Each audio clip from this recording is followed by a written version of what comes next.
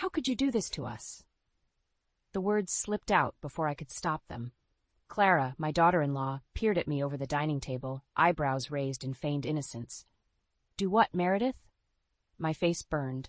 We were all gathered at Clara and Ethan's luxurious home, one of Clara's over-the-top dinner parties, meant to celebrate my grandson Aiden's acceptance to Columbia University.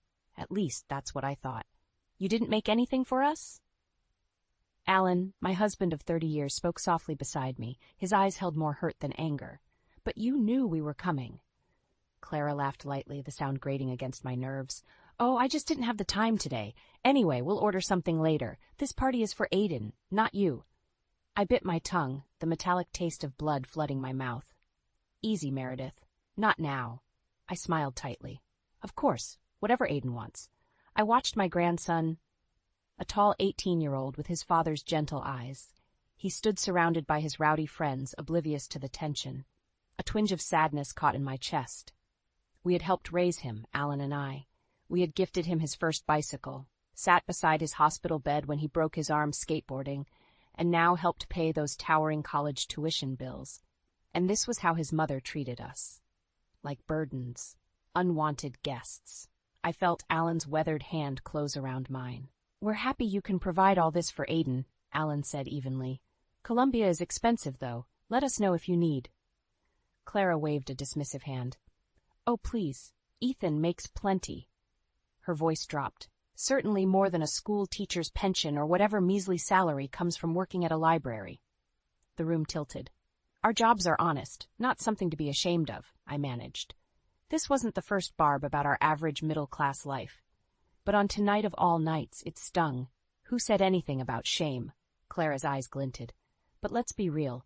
Your little check isn't making any dent in Columbia's tuition. Maybe if you'd had more to invest when Ethan was young." "Clara, that's quite unfair." Ethan finally spoke up from her side, frowning. "Mom and Dad help how they can." Clara snorted. "Yeah, buy the kid a computer and call it a day. That laptop was top of the line, young lady. We scrimped and saved." Alan sounded properly angry now. "Then where is it?" Clara challenged. "I never see Aiden using it." "He loves that computer," I jumped in, though my mind spun wondering the same thing. "Where did it go?" Aiden was attached to all his electronics. Clara checked the diamond Rolex on her wrist. "Look, the catering van will be here soon. Are we done?" "Done?" I fought to steady my voice. "Stay calm, Meredith. I suppose we are, for now." I rose on unsteady legs, Alan's strong arm coming around me. We managed strained goodbyes to Ethan before escaping into the cold night air. As Alan's sedan pulled out of the long driveway, tears burned in my eyes. That laptop was only the first of many gifts we'd given Aiden over the years. Gifts from our hearts, not our wallets. And tonight, it had all been thrown back in our faces. What else of ours had Clara tossed aside? The thought made my stomach turn. 30 years of marriage and family life, and one spoiled, greedy woman threatened to tear it all down on a senseless whim. I dashed the bitter tears away as Alan and I drove home in silence through the dark suburban streets. No, I decided, gripping the worn leather seat until my knuckles whitened. This wasn't over yet. I refused to let her win. The next morning, I sipped my coffee, unable to shake Clara's stinging words. My gaze fell on the living room bookshelf lined with framed photos. Birthdays, holidays, Aiden's first lost tooth. Our family moments filled the shelves. Would Clara toss those aside too if she got the chance? "We should check in on Aiden," Alan said, sinking into his recliner with the newspaper. "Make sure his party went well after we left." I nodded. "You're right, I'll video call him later." I rose to clear our mugs. As I rinsed them in the sink, my phone dinged from the counter. A Facebook notification. Frowning, I picked it up. Aiden had posted a new profile picture. I smiled, seeing his handsome grin, his arm slung around a pretty brunette. But my eyes caught on the background. A shiny new laptop sat open behind him. What? I peered closer. The laptop in the photo was sleek, slim, and definitely not the bulky gaming computer we had gifted him. "Alan," my voice came out strangled. "Come look." He hurried over, face paling when he saw the image. What in blazes? "She sold it," I leaned weakly against the counter. "She must have, probably for one of her shopping sprees." Since marrying Ethan, Clara had developed a love for fast cars, fancy clothes, exotic getaways, anything to flaunt her wealth, it seemed. Alan's face hardened. I'm calling our son. Snatching up his cell phone, he jabbed at the screen. My heart pounded as I listened to the ringing tone. Dad, everything okay? Ethan sounded distracted when he finally answered. Voices and clinking glasses echoed behind him. He must still be hosting guests. Where's the computer your mother and I gave Aiden? Alan cut right to it. A pause. What? The laptop, Alan insisted. The one we bought him for college prep. Where is it? Oh, that old thing. Ethan seemed to muffle the phone, his voice growing faint. Hey, babe, what happened to that computer my parents gave? His words faded out. I held my breath. Alan's fist clenched white. Finally, Ethan returned. Yeah, Aiden said he hasn't used that one in months. It was getting pretty slow anyway, so Clara bought him an upgrade. Alan exploded. We spent good money on that laptop. Did you sell it for one of her shopping sprees? Some fancy watch or purse for Clara? No, Dad. Ethan sounded shocked by Alan's eruption. The hard drive was failing, Aiden said. Clara got him a solid-state one, much faster processor. It wasn't cheap. Alan deflated on the couch, shaking his head warily. So our gift wasn't good enough, once again. You know how Clara is, always needing the newest and best. Ethan trailed off awkwardly. Yes, we knew exactly how Clara was, greedy, irrational, fixated on status. I squeezed Alan's shoulder as he ended the call. We sat in disheartened silence. Something still didn't sit right within me. That gaming laptop had still been perfectly new. And Aiden loved high-end electronics. He wouldn't neglect a still functional device. There had to be more going on. Over the next week, I observed Clara more closely during our brief interactions. Her behavior raised more red flags, expensive outfits and accessories popping up, recurring emergency expenses that prompted her to borrow money from Ethan's account. Once, while dropping off groceries, I spotted an unpaid medical bill on their kitchen counter with an urgent final notice stamp. Yet when Alan and I discreetly offered help, Clara became defensive. We're fine. Just fine, she insisted, laughing it off. Ethan takes good care of me. But the signs of financial distress still slipped through the cracks in her entitled facade. My suspicions solidified into an uncomfortable certainty. Something secretive was festering in my daughter-in-law's pampered life, and I had to find out what. Do you think Clara would accept money from us? I asked Alan one evening as we tidied up after dinner. He paused, wiping the table to give me a wary look. What brought this on? I twisted the dish rag tightly in my hands. I know Ethan makes good money, but they never seem to have enough. The medical bills, her shopping, something doesn't add up. I thought maybe we could help take some pressure off. Alan shook his head. We can't go throwing money at their problems, Mir. Clara won't change. She'll just keep asking for more. I knew he was right. I finished the dishes in defeated silence. Later in bed, I picked up my tablet, scrolling mindlessly through photos of Aiden, my sweet grandson somehow born to that selfish woman. College was just around the corner for him. We had already drained part of our retirement savings to cover the tuition Clara and Ethan couldn't afford. I couldn't bear seeing him stranded due to his mother's issues. As I gazed at a photo of Aiden in his high school graduation cap and gown, an idea struck me. Clara seemed obsessed with status and prestige. That desire had driven which college she pushed Aiden to attend. What if we could use that to our advantage, offer them more money, but ensure it actually went to Aiden's future this time? The next time Clara extended her hand asking for help, I made the proposal over lunch. As expected, her painted lips curved into an eager smile. Oh, we couldn't possibly accept, Meredith, she declined with fake humility. That's too generous. I kept my tone casual. Nonsense. He's our only grandson. We want to invest in his future, and Columbia has so many opportunities. We don't mind dipping into our savings if it's for Aiden. Right on cue, Clara's manicured hand shot out to clutch my arm.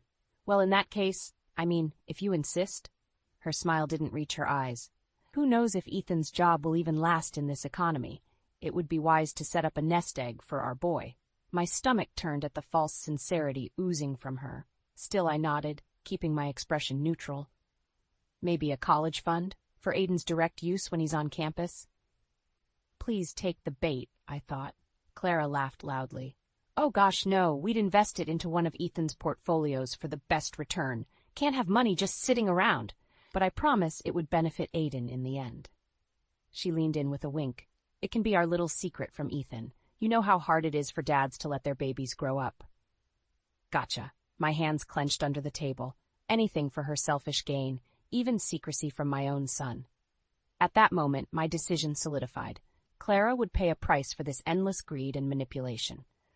I only prayed her schemes hadn't yet sunk Aiden's future. Over the next months, I withdrew the last of our carefully built savings, transferring it in small chunks into the separate account Clara discreetly set up. With each payment, I made sure to remind her, "This is Aiden's college money, every cent." Clara would respond with a conspiratorial grin. Of course, of course. Consider it his rainy day fund on campus." Yet the strain never left her eyes. She continued borrowing cash from Ethan, juggling bills and debts. Once I noticed a bookie's collection notice tucked into her mailbox. So exactly where was all our money going? The black hole of Clara's reckless spending didn't seem to have a bottom, and I intended to expose it wide open, for Aiden's sake. My husband and I now spent sleepless nights staring at the ceiling, our lifelong security gone. But it would be worth it. I would make sure of that. We had sacrificed too much already for our family. It was time Clara did the same.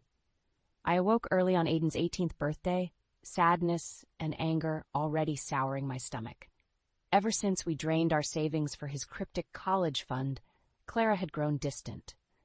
My weekly calls to check on Aiden now went straight to voicemail. Any visit requests were met with an automated, "We're so busy right now" text. But there was no way she could blacklist us from Aiden's milestone birthday. I dressed in my best black slacks and cream blouse while Alan dug out an old sport coat. "Hard to believe our grandson's all grown up," he murmured. We smiled softly at each other, clinging to nostalgic memories, the only way we seemed able to hold on to Aiden lately. My breath caught as we pulled up outside their sleek modern home, the long driveway crowded with luxury cars. Of course, Clara was throwing one of her over-the-top bashes. At least 20 strangers milled about sipping cocktails on the broad-back patio. No sign of Aiden yet. I steadied my nerves as we approached Clara, welcoming her glittering guests. Sharp as always in a curve-hugging red cocktail dress, she raised her sculpted brows at us, her eyes flashing. "Meredith, Alan, you're early." Was that annoyance in her syrupy voice? Before I could respond, she called out loudly, "The waitstaff is still setting up inside, but don't worry, I'll have them take your things." On cue, a young waiter hurried over. Clara air-kissed my cheeks, whispering, "We'll chat later, okay?" Then she vanished into the sparkling crowd. My face burned as the waiter led us awkwardly through the lavish, unfamiliar house. These people sipping bubbly were not our peers. They're Clara's friends, other society wives, executives, bankers, people who wouldn't glance twice at a retired teacher and a library clerk. My fists clenched, nails biting into my palms.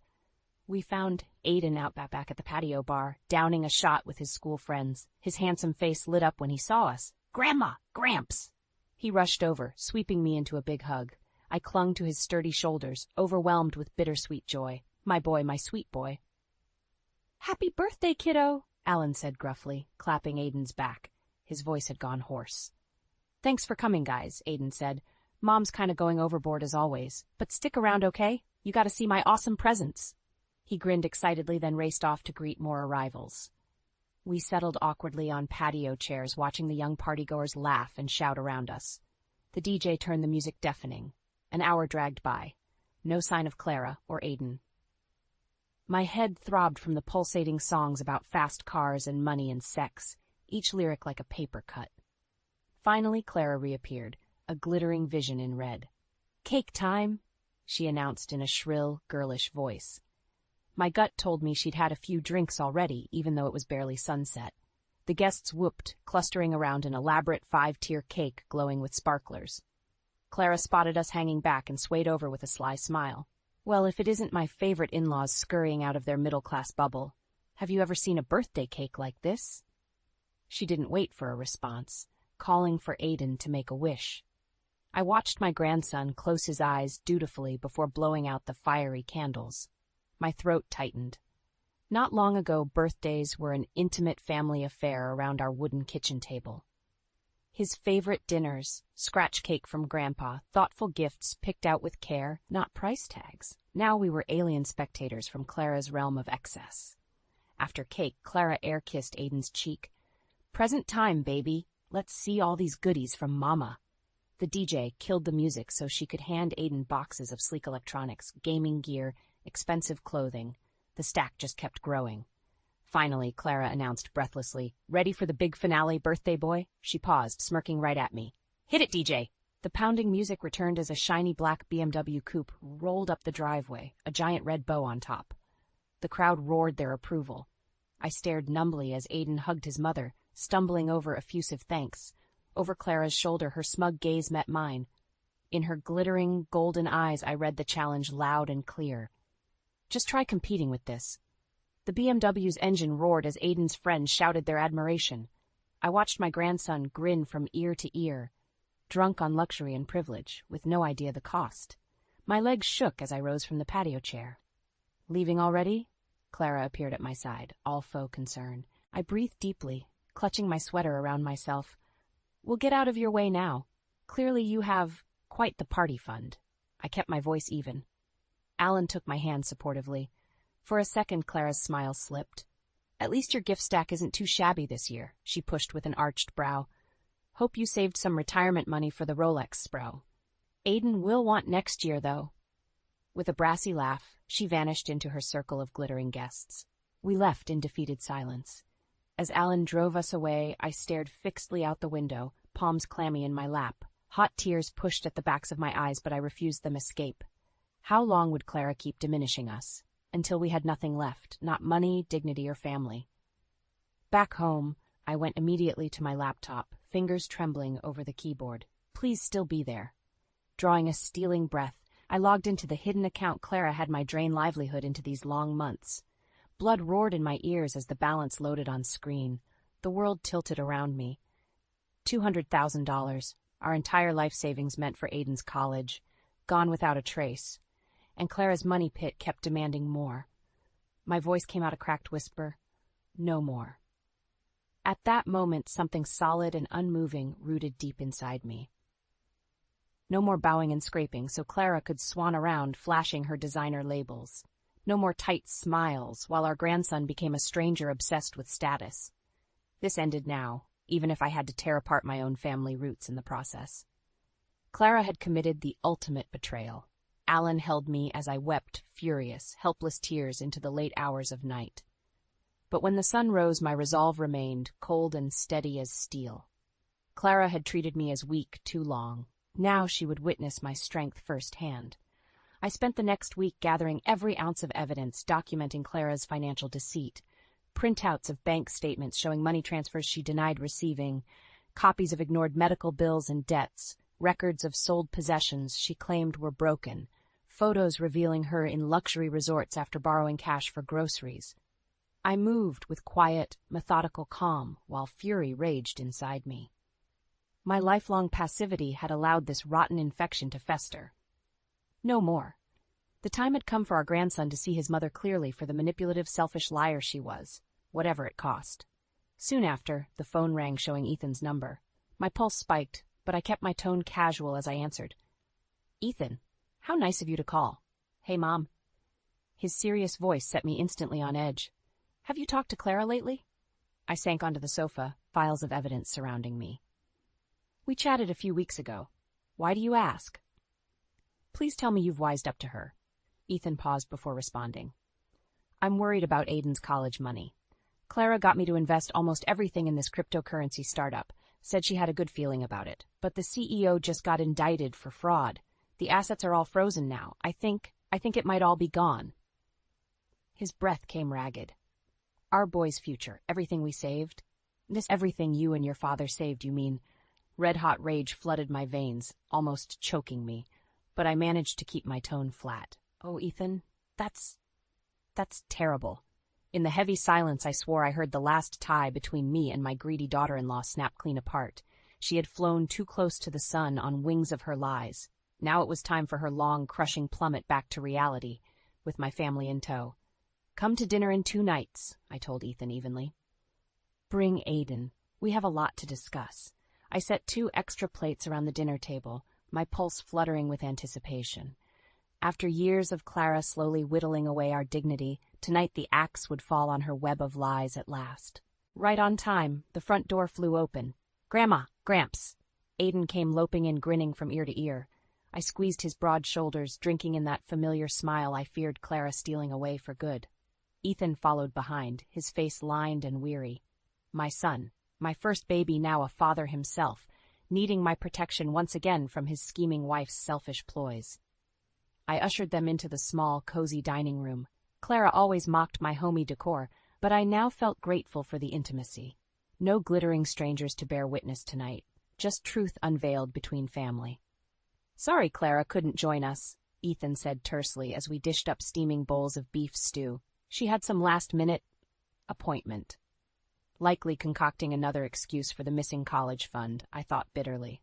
But I held my tongue. Tonight, Clara's own actions would speak for her. We made stilted small talk through dinner about Aiden's college plans, carefully dancing around the massive financial elephant in the room. As we finished dessert, Ethan finally broke. "Okay, sorry. I know this is awkward, but we need to talk, Mom."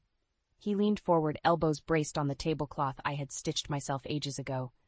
"Aiden's tuition money that Clara made me invest, it's gone. All of it. I don't understand where it... Gone?" My sharp tone sliced him short. I rose slowly from my chair, nodding at Alan. As one, we turned our eyes on Aiden, his dear face so innocent and oblivious. No more. Without a word, I retrieved the heavy box of Clara's financial records from our bedroom, returning to lift the lid. Reams of secrets and deceit. I inhaled slowly, meeting my grandson's curious gaze. "Aiden, your college money didn't just vanish. The truth is, your mother took it. She lied to you and your father. Lied to Alan and I too." My voice rang clear as a bell in the heavy silence.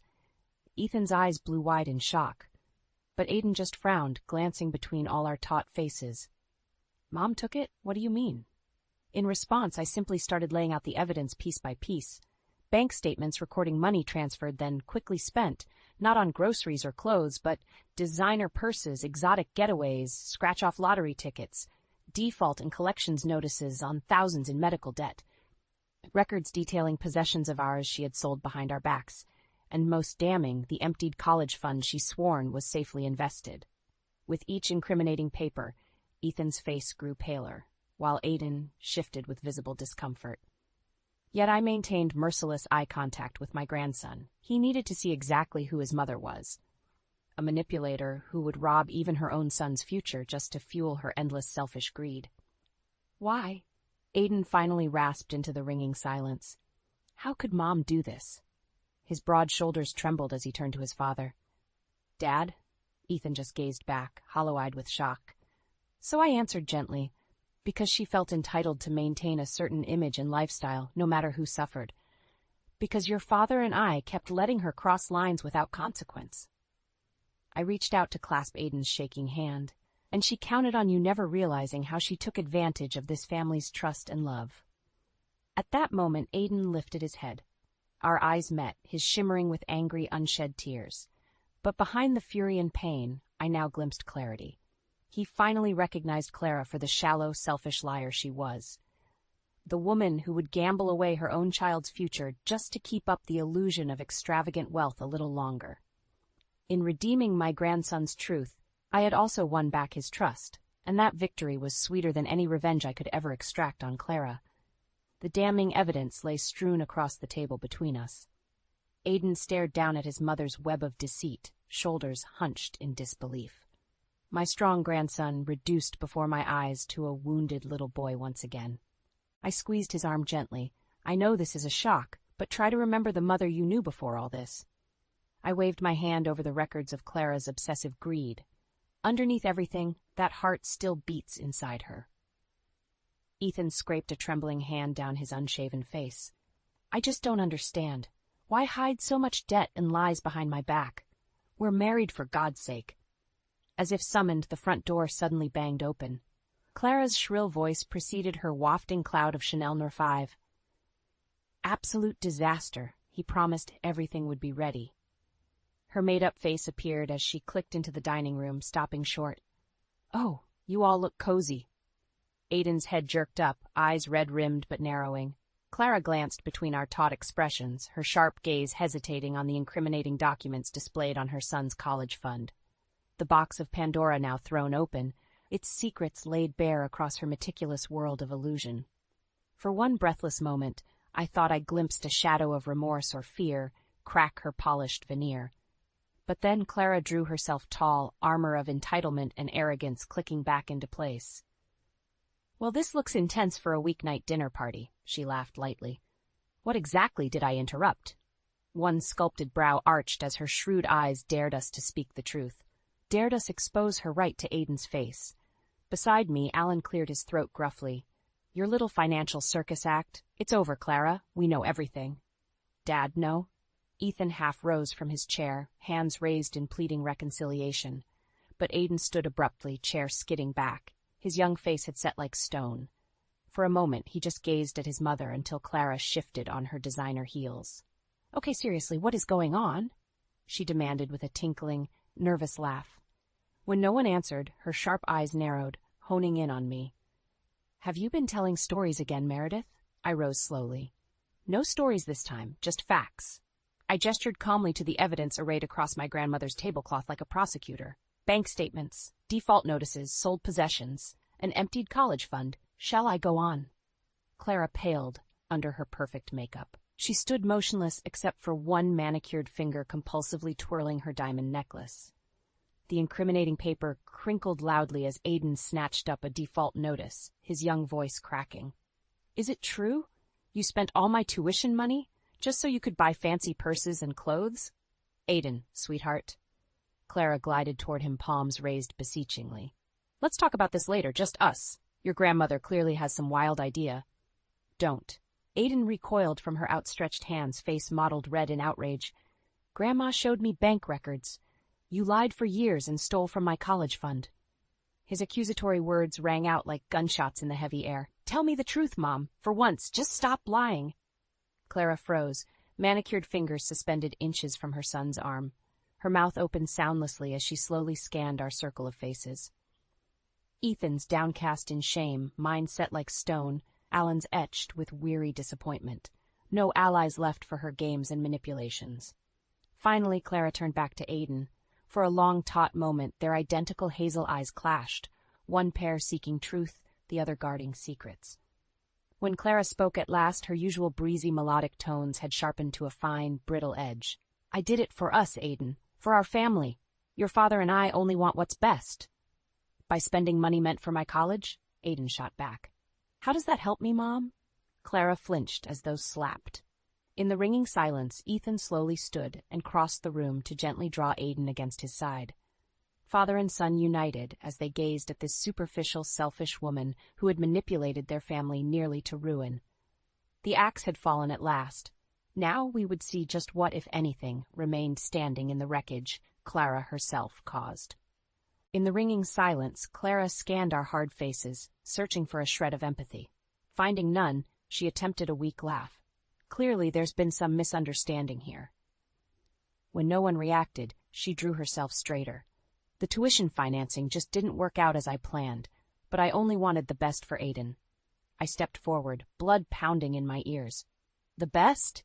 You gambled away his future on selfish whims without a second thought." Clara rounded on me, manicured finger raised like a weapon.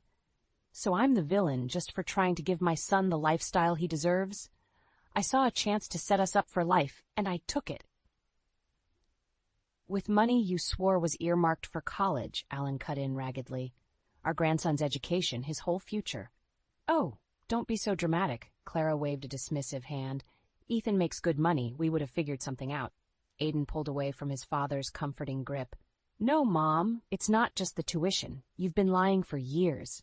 His young face radiated fiery disappointment. "Whenever Grandma and Gramps gave me gifts, you sold them behind my back. Birthday money, my computer." Ethan's head jerked toward his wife. "Wait, Clara did what? Is that true?"